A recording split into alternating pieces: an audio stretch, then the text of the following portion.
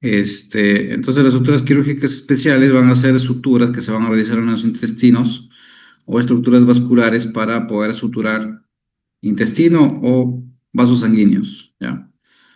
Entonces son suturas que se usan básicamente en estas estructuras. Tienen que ser herméticas, invaginantes, no de alta tensión, solamente tienen que causar la tensión suficiente como para que tenga resistencia al peristaltismo y no dejar que haya fuga de líquido intestinal a través de esta sutura. Entonces tienen sus propias características. Y lo más importante de todas estas es que tienen que en el intestino preservar la vascularización, porque si no hay vascularización, no hay buena irrigación de la sutura y esta sutura se puede necrosar y se puede abrir. Entonces son varias cosas que hay que tener en cuenta aquí. ¿Ya? Vamos a ver acá. Entonces los objetivos son conocer las características de las suturas y de o síntesis de tejidos en las estructuras donde se practiquen este tipo de suturas especiales. Entonces vamos a ver tres tipos de suturas en los intestinos. Punto de Lemberg, que es el punto básico con el que vamos a empezar para suturar todo intestino. Empieza con un Lemberg. Vamos a usar la sutura continua, que es el punto de Cushing, o las suturas separadas, que es el punto de Halsted, que es muy parecido a un colchonero horizontal. Pero ya vamos a ver qué particularidad tiene, ¿no? En el intestino. Entonces, cada punto realizado es independiente, ¿no? A excepción del punto de Cushing, que es un punto de corrido.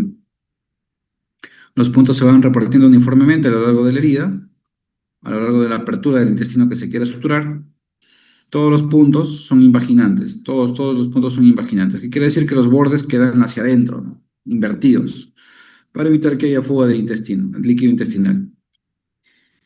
Entonces, se van a apoyar sobre la serosa y la subserosa, que son los tejidos más importantes que van a coger estos puntos. Y bueno, ya los tipos de puntos que ya lo dijimos, ¿no? Entonces, la importancia es que se va a usar bastante la submucosa, que es el tejido más resistente, el que se va a considerar en este punto, el que va a coger en este punto. Y eso fue reconocido por Cuvelier, ¿no? En 1852, que la submucosa es un tejido de trama muy denso, que forma el esqueleto de la pared intestinal por su gran resistencia tensil, ¿no? Recordemos que acá hay bastantes fibras colágenas y pasan los vasos sanguíneos y también se albergan mucho tejido linfático y lo cual le da mucha resistencia en esta capa de la submucosa, ¿no? Sobre todo vasos sanguíneos eh, que van a permitir su resistencia, tejido colágeno también que van a permitir su resistencia tensil, eh, lo cual puede aislar esta sutura de manera hermética a los líquidos, ¿no? A los líquidos que pasan por dentro de la luz del intestino. O sea que al coger la submucosa va a ser muy resistente para que para que pueda evitar el escape de fluidos a través de la sutura. Entonces, Albanese también recuerda el uso de este material en las cuerdas de instrumentos musicales. La submucosa recuerdan que es también material para fabricación de ciertos hilos, eh, tanto naturales como el catgut, ¿no? Que se da de la submucosa de intestino bovino, y también el Bicril, Dexón o ácido poliglicólico, que también es utilizado de este material de manera sintética, ¿ya? El catgut sobre todo, ¿no? Que es un tejido, es una sutura que se usa directo de la submucosa de los animales, ¿no? Tejido de intestino ovino. Entonces, Halsted en 1887 también, un cirujano de Baltimore, Estados Unidos, eh, dio la importancia de la submucosa en las suturas digestivas y la menor importancia que tiene la mucosa y la capa muscular, ¿no? Porque son tejidos que son un poco más débiles, que no tienen tanto tejido conectivo, tanto tejido colágeno y que no tienen tanta resistencia, ¿no? La capa muscular muchas veces a la más fuerte tensión que puede haber en los intestinos. Recuerden que los intestinos llevan un peristaltismo bastante fuerte para poder pasar de arriba hacia abajo los líquidos, el quimo, el kilo, hacia el colon, y más en el colon que también hay bastante tensión. Bueno, son contracciones bastante fuertes y que muchas veces la capa muscular, esas fibras se van a romper, igual manera la mucosa, ¿no? pero no pasa eso en la submucosa, que tiene mayor fuerza tensiva. Entonces, las estructuras tienen que tener características, ¿no? Una de esas características que tiene que ser sólida, tiene que ser hermética, como ya les dije, para evitar el escape de fluidos, tiene que tener buena hemostasia, evitar los hematomas, evitar el sangrado de los bordes, tiene que tener buena vascularización, o sea que tiene que tener los bordes con buena ramificación, con buena vascularización para que pueda de esa manera irrigarse adecuadamente y cicatrizar, ¿no? Que pasen todos los factores de cicatrización, todos los nutrientes a esa zona, todo el oxígeno para que pueda cicatrizar de una manera adecuada. Y no ser estenosante, ¿no? ¿A qué se refiere con ser sólida? Depende del tejido, del tipo de tejido, del material que se use, ¿no? Eh, los tejidos tienen que tener una textura necesaria para soportar la tensión de las ondas peristálticas, ¿no? La distensión normal o en condiciones de ilio postoperatorio. Muchas veces, cuando la cavidad abdominal o cuando la cirugía es demasiado contaminada, va a haber mayor parálisis de los intestinos y por lo tanto va a haber mayor cantidad de líquido que se acumula en los intestinos, ¿no? Eso se llama ilio postoperatorio y dura un promedio de 48, 72, hasta 4 días, ¿no? Hasta 72, hasta 96 horas. Entonces, muchas veces la anastomosis que se haga, la unión o la rafía que se haga en los intestinos tiene que tener la tensión necesaria para poder soportar el contenido en la luz intraluminal hasta que este hilo se resuelva, ¿no? Y por lo general dura entre 2 o 3 días, no dura tanto, ¿no? No dura más de 4 días, ¿no? Porque si es que ya dura más de 4 días, estamos hablando de otra cosa. Entonces, bueno, eso es con respecto a la tensión de los tejidos y otra, ¿no? Que tiene que tener una tensión adecuada al momento de cerrar los tejidos y otra que tiene que realizarse con un material adecuado, ¿no? Si vemos que es una cirugía muy complicada, por lo general no vamos a usar catwood, porque el catwood se va a reabsorber en 14 días. Y si esa paciente o ese paciente está muy complicado, está desnutrido, no va a terminar de cicatrizar en 14 días y esa sutura se va a abrir, ¿no? Porque no va a tener la tensión suficiente como para que no va a aguantar el tiempo, no va a aguantar el tiempo suficiente para poder dar tiempo a que cicatrice adecuadamente, ¿no? Entonces se va a abrir. Entonces tenemos que usar hilos de mayor duración. Es por eso que el catwood ahora ya no se usa mucho, ¿no? Se usa más el Vicryl, el Dexón y el ácido poliglicólico, que es similar al Vicryl, que son hilos sintéticos de su mucosa de animales, ¿no? Que ya se somete a otro tipo de prensión, a otro tipo de prensado. Y no es como el catwood simple que dura 15 días, 20 días, el catwood crómico que dura entre 30, 40 días. Ya este ácido poliglicólico, este Dexón o este Vicryl ya dura entre 60 a 70 días. Entonces va a dar más tiempo a que pueda cicatrizar adecuadamente. Pero es lo que más usamos, ¿no? El ácido poliglicólico es la sutura que más usamos en sala de operaciones para sutura de intestino y es lo que nos va a dar el tiempo necesario para que cicatricen las suturas de intestino de manera adecuada y que no se pueda abrir la herida, ¿no? Hay otros hilos que son mucho mejor, que son de mayor duración, que son monofilamentos, que es el PDS, que es la polidioxanona, que va a durar entre 90 a 120 días, incluso algunas bibliografías dicen que va a durar hasta 140 días, ¿no? Va a ser mucho mejor. Entonces se puede usar acá también el PDS, ¿no? De preferencia, es mucho mejor usar el PDS, ¿no? Pero no en todas las instituciones hay. Bueno, pero al menos algún ácido polivicólico tiene que ver ahí, ¿no? Ser hermética, entonces a eso nos referimos que los puntos tienen que ser invaginantes para que no permita el escape de fluido, ¿no? Porque si es que se afrontan de manera regular, siempre va a quedar un espacio entre borde y borde, ¿no? Entonces esa no es la idea. Las heridas tienen que imaginarse, ¿no? Ir hacia adentro. Entonces eso se refiere con ser hermética, ser sólida, que tiene que tener adecuada tensión, ser hermética, tiene que tener una buena hemostasia, no puede quedar los bordes sangrantes, porque puede ocasionar una hemorragia digestiva tanto dentro de la cavidad abdominal o hacia la luz del intestino. Y eso no es bueno, ¿no? Porque el paciente va a sufrir anemia, va a sufrir hipoxemia y va a tener problemas o dificultad en la cicatrización de la sutura intestinal.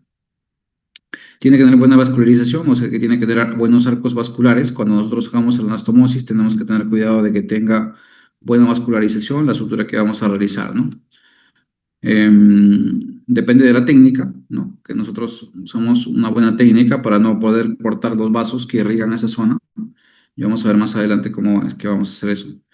Y no tiene que ser estenosante, tampoco vamos a colocar unos puntos tan asfixiantes o tan alejadas del borde de la herida que no den una luz adecuada para que pase el contenido intestinal, ¿no? No tenemos que por qué apretar toda la luz, no tenemos por qué causar una estrechez endoluminal, ¿no?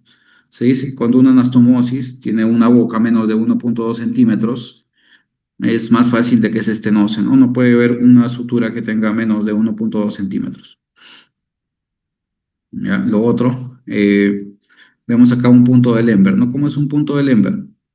Vamos a empezar un poco a lejos del borde de la herida, vamos a unos 5 o 6 milímetros del borde y vamos a salir a 2 milímetros del borde. Nuevamente entramos a 2 milímetros del borde y sacamos a 5 o 6 milímetros del borde. Entonces esto de acá, al momento de ajustar, hacemos que se invagina, ¿no? Estos son puntos invaginantes, son puntos de Lemberg invaginantes. Esto es el punto de Cushing. ¿Ya? Vamos a empezar siempre, el Cushing empieza con un Lemberg, luego vamos avanzando de manera paralela acá, a un lado, en el otro lado tratamos de avanzar, ¿no? No es como un subdérmico, no es como un subdérmico porque acá avanzamos a un lado, al siguiente avanzamos un poco más adelante y así sucesivamente. Este punto siempre trata de avanzar. Pero lo que sí tiene de bueno es que tiene una propiedad que se puede invaginar, ¿no? Estos puntos se pueden invaginar, uno tiene que ir ajustando cada punto para poder invaginar los bordes de la herida. Eso es lo bueno, ¿no? Y este otro punto, que es el punto de Halsted, que son dos Lemberg, es como un colchonero horizontal. Hacen un Lemberg, entran lejos, salen cerca, entran cerca, salen lejos y nuevamente avanzan de manera paralela, como si fuera un colchonero horizontal, pero no es necesariamente un colchonero horizontal. ¿Ya? Ahora hay también suturas laparoscópicas, ¿ya? Hay también suturas laparoscópicas, que eso ya lo vamos a ver en la otra clase, ¿ya? Vamos a ver en otra clase.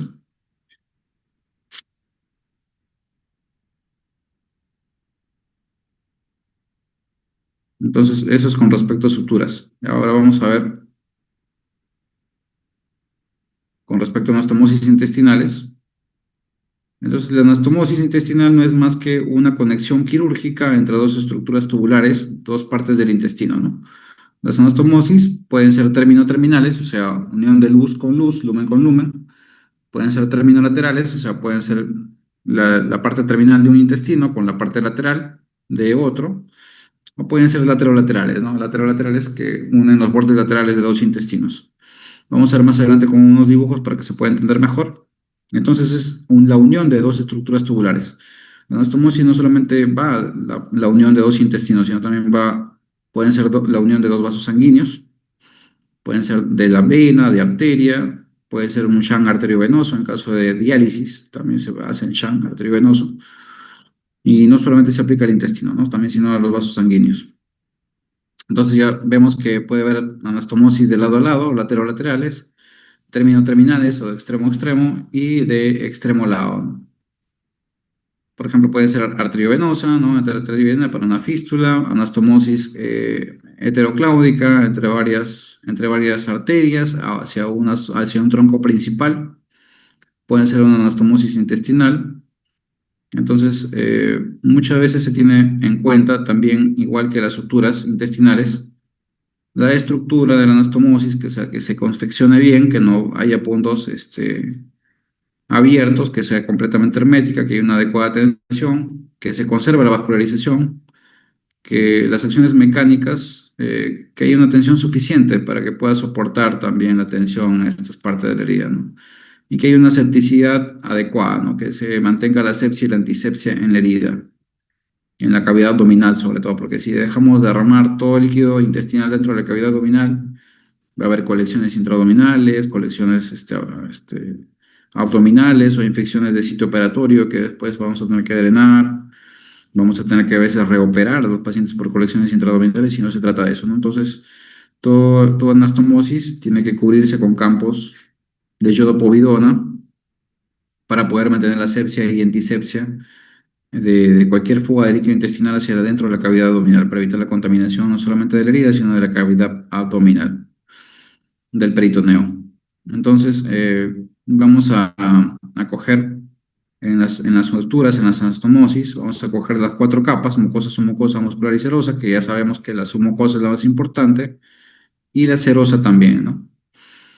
Entonces, ya sabemos que la submucosa da gran resistencia a la tensión, y las suturas y la serosa, muchas veces, como cirujanos hacemos dos capas de anastomosis, ¿no? Un primer punto, por ejemplo, podemos hacer un Lemberg como primer punto, o un Halsted o un Cushing, y después damos una sutura de refuerzo, ¿ya? Entonces, esto de acá, el otro punto, podemos dar un acero muscular, ¿no? ¿Por qué un acero muscular? Porque la serosa, al permitir que la herida se cubra de serosa, va a permitir que se regenere, va a permitir que se regenere la primera capa del intestino, y va a cubrir toda la parte de la sutura, la va a cubrir de serosa. Entonces eso nos va a permitir que haya más hermeticidad al momento de realizar la sutura, ¿no? Entonces, dentro de las primeras 48 horas, lo que más va a proliferar fuera de la cicatrización de la herida va a ser la capa de la serosa, que va a recubrir la sutura que nosotros hemos hecho.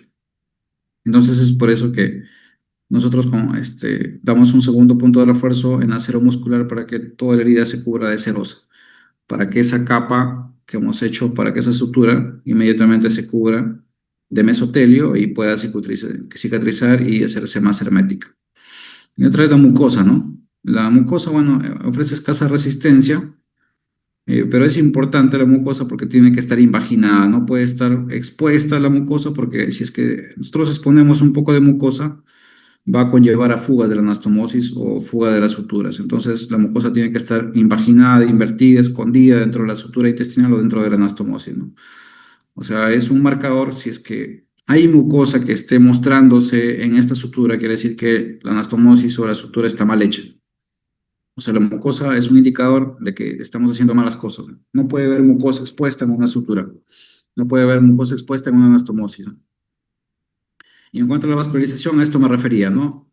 La vascularización del meso, del intestino, tiene que estar patente, tiene que estar presente, hasta el borde de la anastomosis. Se dice que por lo general, un centímetro, hasta un centímetro del borde de la anastomosis tiene que quedar, bueno, denudado, ¿no? Para poder hacer una anastomosis adecuada. Tiene que quedar denudado, sin vascularización, no hay problema. Pero después de un centímetro del borde, tiene que estar completamente con las arcadas vasculares completas. Tienen que estar presentes todas las arcadas vasculares, ¿no? Tienen que estar íntegras para poder irrigar adecuadamente esta zona de la anastomosis, su sutura, para que pueda cicatrizar de manera adecuada. Ya. Bueno, esta sutura tiene que estar con buena tensión para que resista el peristaltismo y contenido intraluminal. Nunca debe quedar una tensión excesiva, ¿no? Debido a que esto puede conllevar también a que se estenose la anastomosis. Y los primeros días postoperatorios hay que tener cuidado con el hilio, ¿no? El hilio postoperatorio. Hay que prevenir que haga trastorno electrolítico, corregir inmediatamente el hilio, colocar procinéticos para que no se acumule el líquido intestinal, ¿no? Agonistas de la serotonina, agonistas de la dopamina, para que pueda haber un peristaltismo adecuado. Colocar profilaxis antibiótica, porque el hecho de que haya hilio y el contenido intestinal se detenga en esta parte del intestino, puede haber traslocación bacteriana, puede haber peritonitis secundaria, ¿no? Entonces, evitar cualquier proceso de septicidad, ¿no? Por eso es que es bueno, si es que hay hilio postoperatorio, es bueno coberturarlo con antibiótico, ¿no? Entonces, estas son las características de la anastomosis. Tienen que ser sólidas, que tienen que haber una adecuada tensión, tienen que ser herméticas, no tiene que mostrarse la mucosa y ser invaginante, tiene que haber una buena hemostasia, no pueden dejarse hematomas en el borde de la herida de la anastomosis, tienen que tener una adecuada vascularización y no ser estenosante, ¿no? Entonces, al no ser estenosante, se dice que hay un menor riesgo con el Surjet que el punto separado de Lemberg, el punto separado de Halsted, ¿no? Porque va a coger menos tejido, pero sin embargo, la Surjet no se usa tanto, que digamos, porque no es tan segura, ¿no? Porque muchas veces se suelta un punto y se suelta también toda la herida de la anastomosis. En cambio, puntos separados, mientras más puntos, mejor, ¿no? Pero se hace de una manera hermética sin que se coja demasiado tejido para que no sea estinosante. Bueno, Sulliet más rápido, buena hemostasia, pero hay riesgo de que si falla la técnica puede ser una licencia completa de la anastomosis o de la herida. En cambio, puntos separados, muchas veces es muy difícil hacer una anastomosis cuando hay cabos incongruentes, ¿no? Muchas veces hay cabos, unos más chiquitos, el otro más grande, y hacer puntos separados muchas veces es muy dificultoso. Se prefiere puntos continuos y después se coloca una capa de refuerzo. ¿Ya? Si se va a hacer puntos separados, tiene que ser anastomosis laterales.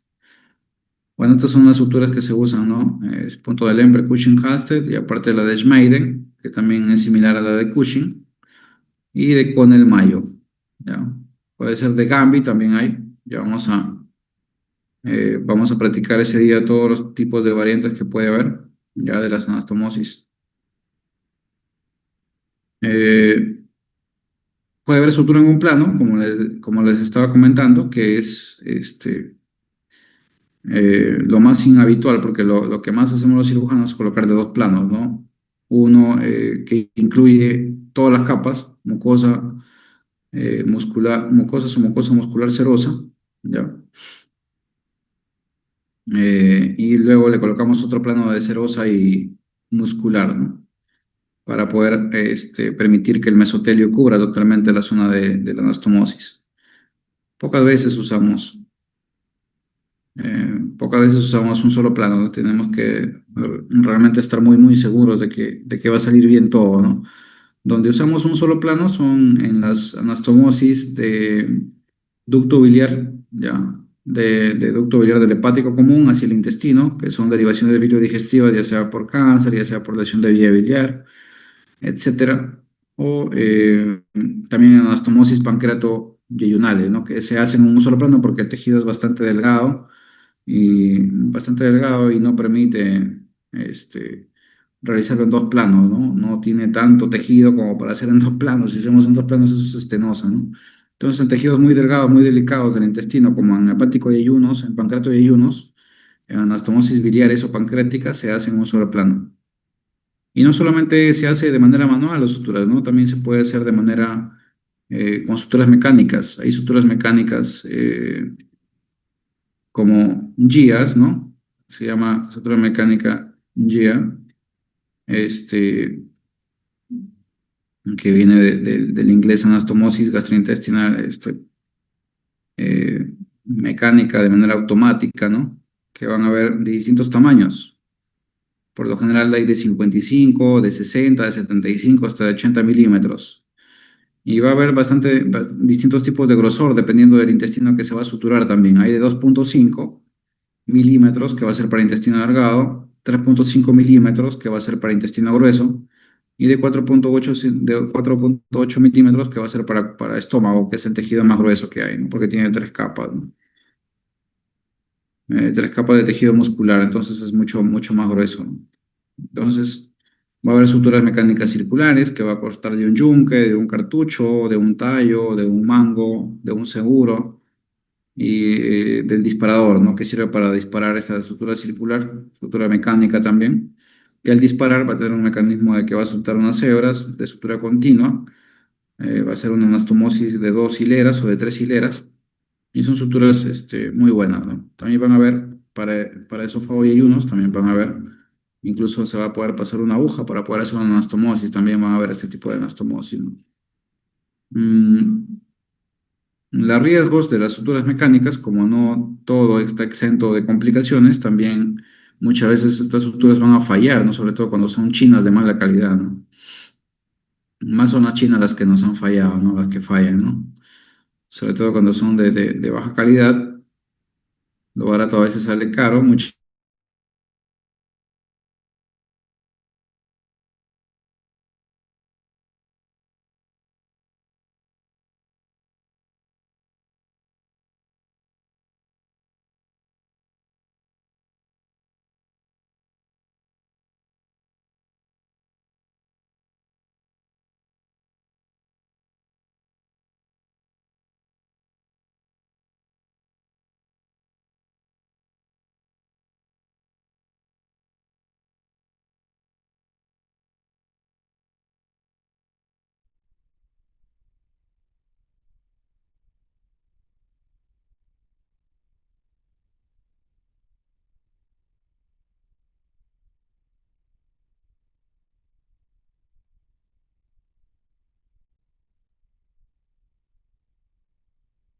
Ya se cortó, se acabó el tiempo.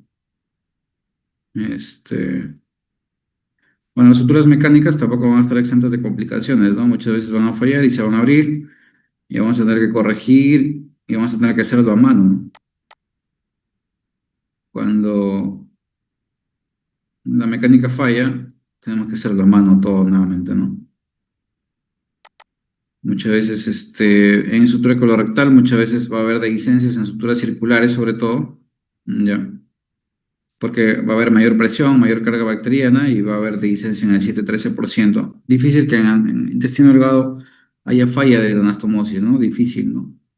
He visto pocos fracasos de anastomosis en intestino delgado. Muchas veces puede haber estenosis, a veces escogemos suturas circulares que son demasiado delgadas para el tejido, para la anastomosis que vamos a hacer. Por ejemplo, en anastomosis colorectales, se dice que cuando usamos suturas circulares de 28 milímetros, 27 milímetros, eso termina estenosándose, ¿no? Es por eso que preferimos la de 31, 32 milímetros, que son de 3 centímetros o de 3,2 centímetros, que va a permitir a tener una adecuada luz para hacer la anastomosis, para evitar la dehiscencia. ¿Ya? Es una complicación, ¿no? En sutura para esófago vamos a usar de 25 a 26, que es adecuado para ese tejido. Hay que tener precauciones en realizar la anastomosis. Hay que siempre clampar los extremos para que no haya fuga de líquido intestinal hacia la cavidad. Ya vamos a proteger con compresas el campo operatorio, asegurar buena irrigación sanguínea. ah, Realizar una línea de sutura libre de tensión, que pueda haber adecuada movilidad y que tenga buena luz. Ya les he dicho que adecuada luz es mayor de 1,2 centímetros.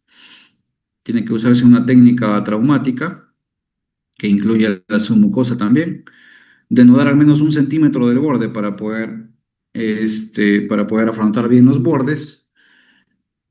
Y evitar la esqueletización mayor de 1 centímetro, porque necrosa el borde. Mayor de 1 centímetro se necrosa el borde, entonces solamente es permitido 1 centímetro. Anastomosis, bueno, varios tipos de anastomosis que vamos a ver en imágenes. Por ejemplo, esto de acá es una anastomosis término-terminal del ilion con el colon. ¿Ya? Vamos a hacer puntos continuos en la pared posterior.